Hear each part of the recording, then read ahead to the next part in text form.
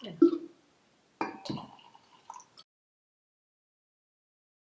Ladies and gentlemen, let me present to you Karina Bosnan. Avi.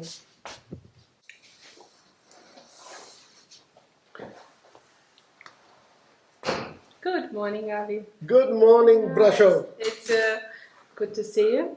Good to be back here in Brasho, Sure. as always. Sure. Happy to be getting closer to our event in a couple of days. Yeah. You will be visiting us in Herman, at Hof Herman, and we will get the chance to talk about the things that we like to do: ecology, yoga, women, And good food. and good food, of course. So, how do you feel about this upcoming event and the topics? Even though you made those different compartments, the woman, ecology, yoga, Ayurveda, or nutrition, all of these are deeply interrelated. We are talking about the one and the same thing, which is nourishing, nurturing the inner nature. Now, whether we are talking about the womanhood or, as per se, the life in itself, it won't evolve if any of these aspects are not kept in mind while we take care of them. Ecology is something, not a modern word that is very trending in the social media. Ecology indicates that what gives us the ability to keep on moving on, sustainability. The circle of life. Circle of life. And that's exactly what you're doing back there. You're growing your own vegetables without pesticides. And that food goes to the kitchen. And then you're making nourishing meal that you're feeding to yourself and to your guests. And they nourish themselves. And the circle continues.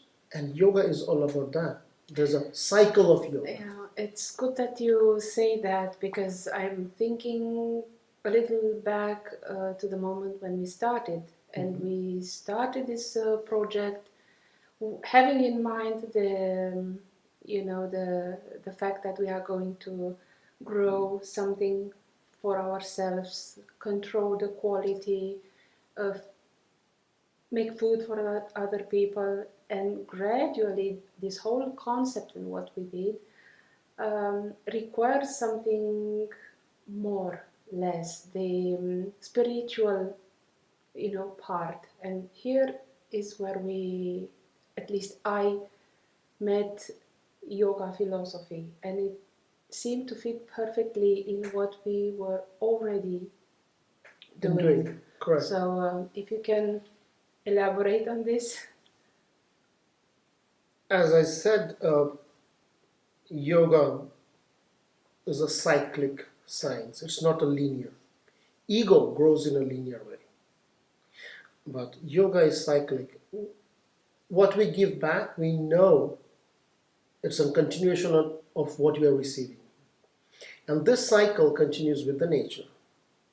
The food that we bring on our plate decides the quality of our life. If the quality of the life is improved through the practice of movement, right kind of breathing, right kind of thinking, we bring that energy out in the world. So it doesn't matter in which aspect of the cycle we want to get on board, whether you want to start with the right kind of eating or the right kind of movement. Ultimately, we all have to move in a cyclic manner. What we receive and what we give, they should be in synchronicity. And that is the essence of yoga, that's the essence of ecology.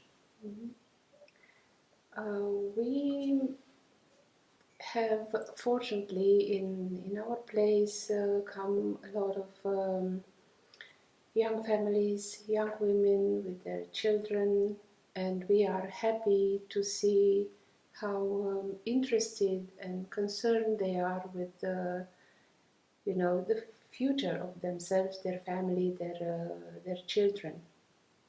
And I want to ask you, because we see this concern, especially in women, but not only.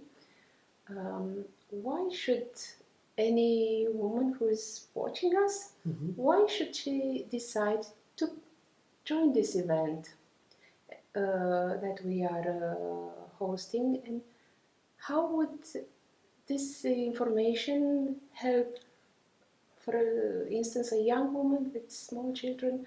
How would it help her to improve what she's already doing? I think if we reframe this question slightly, we will find the answer within it. Is there any woman out there who want to delay their aging process? Is there any woman out there who want to remain youthful, vibrant, having a harmonious experience and expression of their hormones? I guess the answer will be yes. And if the answer is yes, that in itself is the reason why we want to do this. Ecology and yoga, they are not about trying to adapt any external thinking pattern. This is the way of life. The river of life flows like this. Somehow we have deviated away from it. Now we are returning back to the essence, and returning back to the essence meaning understanding what are we made of, what are our deeper needs, and to realign our compass so that we can continue to navigate harmoniously. Wonderful. Yeah, I'd also like to add something, and this is, I don't know how much of this is an actual factual truth, but I would like to believe this is the truth. Some years back, in a school back in Romania, the kids were asked to draw a cow, and they have all painted the cow blue because they have seen cow on the wrapper of Milka chocolate. Now, it's a funny fact, but it should be an alarming thing, because we need to now think that we don't know our food, how our food looks like, and where it comes from. and where it comes from.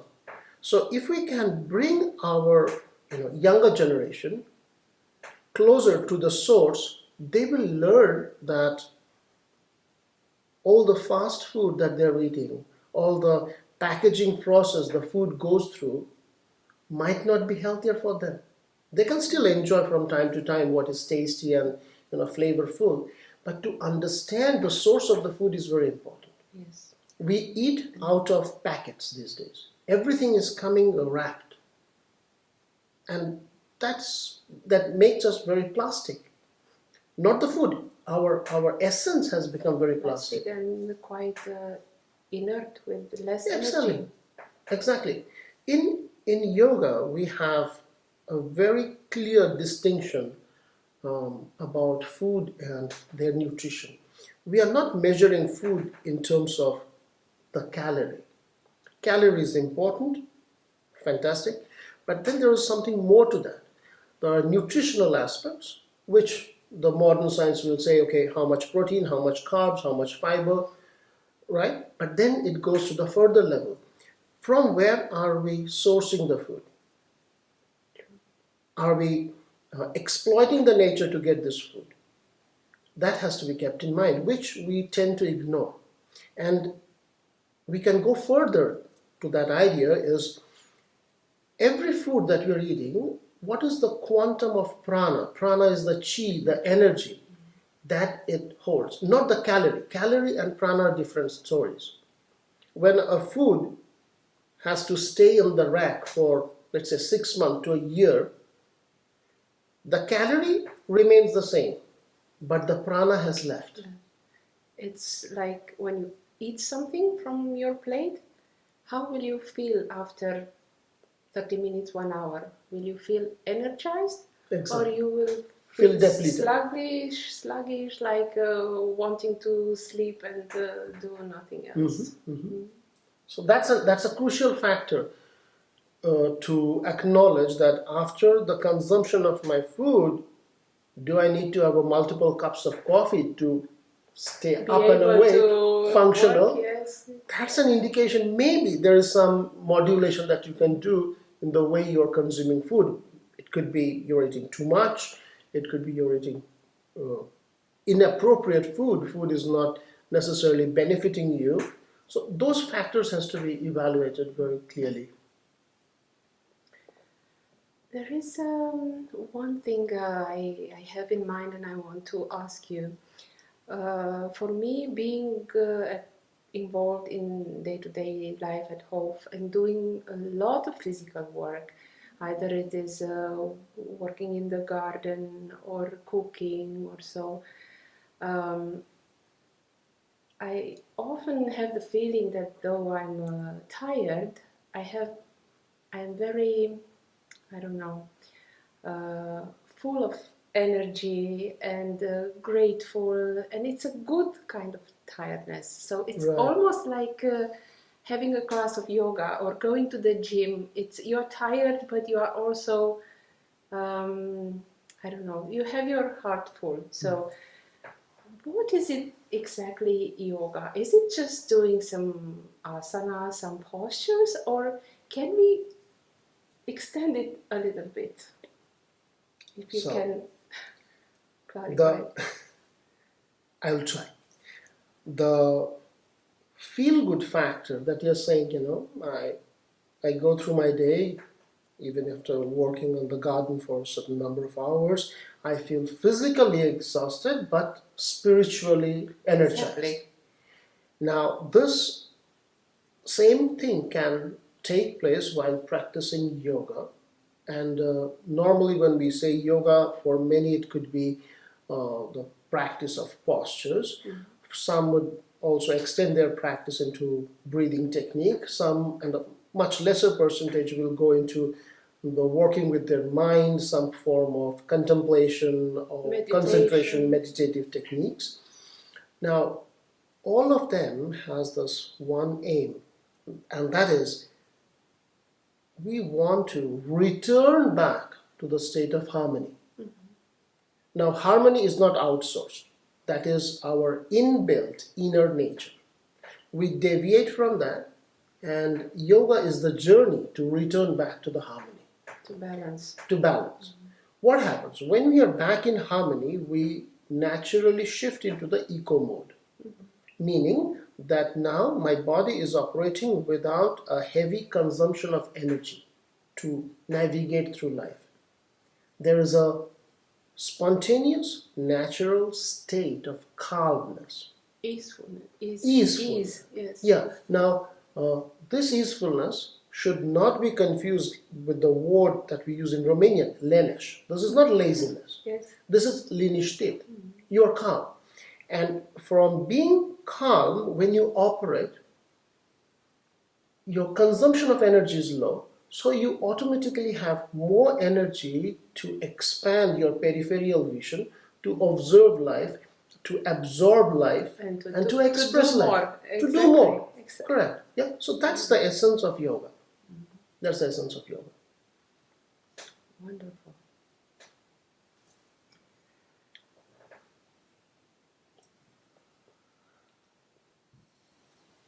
On several occasions and in different ways, what do you think about this idea that taking care of yourself as a woman is not an act of selfishness? It's a must, it's mandatory, because when the woman is well, it is balanced and healthy and radiant, vibrant. She can better take care of herself and the family and everybody around. So it's a beneficial thing for not just for her, for everybody. How do you see this idea? It's a absolute common sense. This is how it should be. We can build a philosophy around this, but this is the grassroots level of common sense. How can I take care of my family if I am exhausted? How can I give something if I don't have? being a woman, the journey of a womanhood, and I can talk only from a theoretical perspective, you go through the experience of it, is not a linear journey. It's a cyclic journey. And the cyclic journey happens within the 4 weeks in a month. There are hormonal changes that you go through. Then a womanhood also goes through, starting from the puberty to the adolescence, and then the motherhood and all that, and then eventually reaching to the perimenopause and the menopause. This journey is not a straight line. This is a wave-like journey, which makes it even more important that we do take care of the inner necessities so that we can keep functioning. It's not driving on the flat road. Mm-hmm. Now, how we should do this, if that's the follow-up question you will ask me. Yes, it was, because just to make here a few more notes. Starting from my own experience, women usually give a lot, perhaps more than they have and they get back. And with all the social pressure, the professional, because we want to have a career and a family and take care of our parents, and we somehow don't realize that we lose energy and power, and we wake up suddenly somewhere around 35-40 years that something happened. We don't know exactly what. And yes, we are caught, off guard, as you say. You just realize that you have to do something. True. So, to go on with the... Yeah. We all need to understand one thing, and it's not only applicable to women's health. It is about well-being. Fixing consumes more energy than maintenance. So yoga, Ayurveda, they have one very solid component, and that is maintenance. Today we are using yoga in a therapeutic way. So, you get a back pain, you get into yoga to fix it. You have a high blood pressure, you do yoga. You are dealing with obesity, you can get back to yoga. You're dealing with insomnia, you can practice yoga. These are curative approach of yoga. But the wise ones are those who adopt yoga at an early years of their life. And by early years, I mean even in their 30s, it's good. And then regular practice, few minutes of practice, 10, 15 minutes, will slow down the aging process, will delay the decaying process, and it will maintain that nourishing, harmonious energy flow within the system. Now, when we go through this, automatically the wear and tear that we experience in the joint, because entering into the perimenopause will have an impact on the calcium in your bones, and the bones will get fragile. There's a higher increase in the osteoporosis in the woman. The thyroid goes off the balance, and all of these can be very easily maintained and in fact prevented with the practice of yoga. And maybe that's the reason yoga is the science which has lasted more than 5, 7, 10,000 years, because it could offer a solution to every contemporary society. So it's not just an ancient solution for ancient people. It was always applicable. Yeah. And is it not it's not something that you have to go to a gym or a special place to do it. You can learn some movements you can do at home when you have time, a little time, maybe in the morning when the kids are still sleeping. And can you tell us, is it possible to make like a small routine, right, adjusted to our own needs? Yeah. So to go to the gym, or we go to the gym because there's a treadmill, there is a cycle, there are weights and stuff like that. In yoga also you need 3 equipments. Without these 3 equipments you cannot practice yoga. Number 1 equipment is the body. Number 2 is the breath. Number 3 is the behavior. So these are 3 B's that will be needed for anybody who wants to practice yoga. Now, whenever you find that you have lost the contact with your body, returning back to the body is yoga. You have lost the contact with your breath. Returning back to the observation of breathing is yoga. Calming the way you are breathing is yoga. Harmonizing and synchronizing your breathing with the movement is yoga, right? When we go for an unmindful diet of propaganda and we eat that, right? Some negative thought appears and then we start swallowing those negativity. Putting a check on that is just like stopping having that extra large portion of French fries for your mind. Or being overwhelmed. I think Exactly. being, in a situation when you think it's too much, I can't do it anymore. It's like this overwhelming situation when you seems to have no escape. Correct. So So that helps you returning back to the practice. Now, because you're working with your body, breath, and behavior, the work can be done any time of the day, no matter where you are. Well, when I also say this, I'm not referring that while you're driving your car, you start doing sun salutation and doing movements. No, but being aware that how am I holding my posture? Do I hold tension around my neck and the shoulder and my belly? Even this amount of awareness can go in a long way creating a positive impact in the body. Yeah? Wonderful. Even on holiday, huh? Even on holiday, exactly. You don't have to take the yoga mat and everything. You can sit on the beach or go in the forest somewhere and enjoy the practice. Exactly. The one more thing, if I may add to this recipe that I was telling to work with your body, breath, and behavior, is especially for a woman, you need to be mindful of your toxin accumulation in the body. No matter how healthy is your lifestyle, there will always be a metabolic waste in the body.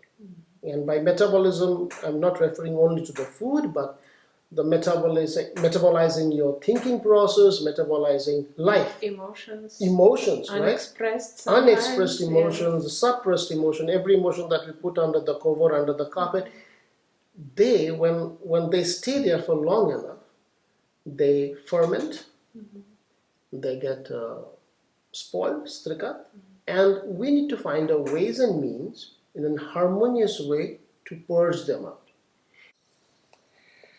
Okay, Avi, so it's spring. Spring is a time when nature revives and starts again. It's a time for us also to, get clean from everything that happened during the winter. So in Romania we do a detox practice through what we eat, a lot of greens and so on. There is the Easter Lent. But I know you also have a detox program. I took part several times in it. Will you share a few info about it? For sure. So the beautiful thing is, whether we are in India or in Romania, all the ancient civilization, they thought alike, with a little bit of difference here and there. Spring is an important season when, after hibernating for 3-4 months in winter, now we are preparing to go out and to meet the summer. The energy of the winter is static. So we hold things within the body. Everything is frozen. What happens outside, it's also happening inside our body. So in the spring, what we do is we clean our system, we purge what is no more essential, and we become lighter. Mm-hmm. So if there's anybody who's listening and is interested to let go of some extra body weight that they might put on in the last month, the spring cleaning can be a beautiful way to step into that. Also, an important thing to remember, in yoga or in Ayurveda, when we talk about weight loss, it's not that when you lose weight, you get healthy. It's the other way around. When you get healthy, you lose what is not essential. So cleansing and the detoxification in the spring is about returning back to the harmony, cleaning and purging the body, return back to the health, and the collateral effect is that you might also drop some extra weight in case you are carrying that. And this cleaning touches in a certain extent also the emotional. Absolutely. Yes, so Absolutely. it's not just physical, but it's also a time to, clean a bit the feelings. Yes. And it's now in spring, and there will be also in autumn, The autumn, right? correct. The big change of season. So we do this cleansing twice a year during the equinox. One is in the March 2021, and the second one is September 2021. And this is happening for the last 7, 8, 10 years now. We do it every year with our community. There are students who are coming from Spain, from Germany to take part in this retreat here, very close to Bucharest, in a wonderful destination, very conducive for this kind of deeper inner work. And anybody who's watching, and you can consider to come for this retreat, you're very much welcome. You will not regret inviting your body through this deep cleansing. This is one. I wanted to add something else, but I forgot. It's maybe time to say now that we are going to have another series of events. Yeah. Yes. That's there will be, apart from the event on March 11, there will be a wonderful program on the 14th. Yeah. Hike. Yoga and easy, hike. A yoga and hike, very easy path through the forest, some yoga, Yeah. and I can say something about these events. So the purpose of each and every event we do is based on certain deeper understanding. They are not just an opportunity to run into the nature, let's take a hike or eat some good food and spend time with the community. Even though just by doing these, we recharge our battery. But there is more to this. Nature, or spending time in the nature with a certain kind of a refined awareness, is medicine. Yes. In ancient time, when people used to get sick, instead of treating them behind the closed door, they were asked to spend time in the nature. Instead of being hospitalized in a wall. Exactly. So spending time alters the energy circulation taking place. And the breathing is different, Exactly. and there is Exactly. the sounds, the birds, and all the natural sounds. Correct. So we go to the nature to recharge our batteries, and more than the batteries, we again return back to the equilibrium, get back to life, participate in life with a better clarity, understanding. Enjoy. Yeah. So this summer we will do few more events which will be published both in the social media page and stuff like that, spinning around ecology, yoga, nourishing the body, mind, and emotion. Like, as you mentioned very thoughtfully, that going through the process of detoxification is not just cleaning your intestine, you're working deeply with your emotions, deeply with your thinking process. In yoga, there is no difference between body and mind, they're interlinked. They're not two different entities. One is a subtle aspect of the existence, one is the more tangible aspect of existence. So anytime you're working with the mind, you're impacting the body. Anytime you're working with the body, you're impacting the mind. And that's the purpose of beauty and the purpose of why we do what we do. Thank you so much, Avi. Thank you. It took maybe a little longer than expected, but looking forward to see you this week and for the future events. Always a pleasure talking to you. Thank you, you. Perla. Thank you. Namaste.